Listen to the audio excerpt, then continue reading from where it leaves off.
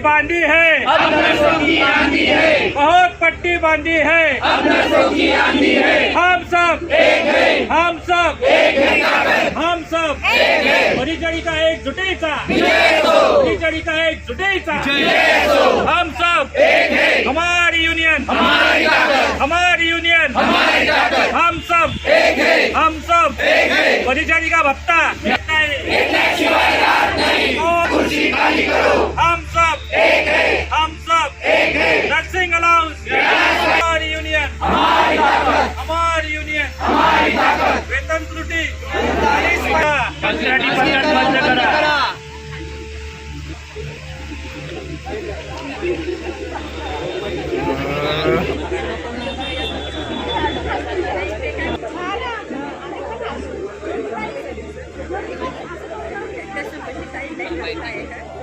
नमस्कार.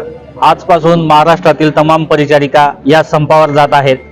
याचे कारण असे की महाराष्ट्रातील परिचारिका संवर्ग हा दिवस रात्र इमानियतद्वारे रुग्णसेवा देत असतो.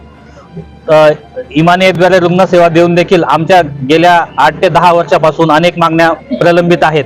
सदर मागण्यांसाठी साधारणतः 1.5 ते 2 वर्षापूर्वी आम्ही 8 दिवस संप केला होता. व या संपाच्या अंती तडजोड होऊन महाराष्ट्र शासनाने आम्हाला सर्व मागण्या मान्य करण्याचे आश्वासन दिले होते व त्या आश्वासनांवर विश्वास ठेवून आम्ही संप मागे घेतलेला होता.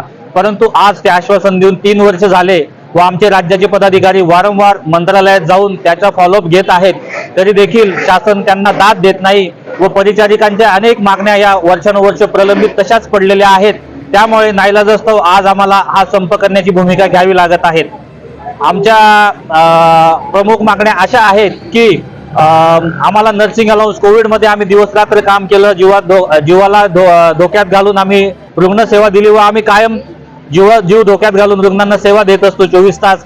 त्या आम्हाला केंद्र शासनाच्या कर्मचाऱ्यांप्रमाणे नर्सिंग अलाउन्स मिळावा ही गेली आमची 15 ते 20 वर्षापासूनची मागणी आहे. नर्सिंग अलाउन्स मिळावा